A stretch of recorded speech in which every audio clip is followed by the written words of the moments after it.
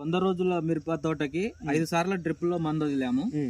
First వచ్చేసి 319 NPK, దాని తర్వాత వచ్చేసి మన్సాయిల్, దాని తర్వాత వచ్చేసి కోకోలి, దాని తర్వాత వచ్చేసి 20-20, ఓకే, దాని తర్వాత వచ్చేసి ఇప్పుడు మెగ్నీషియం.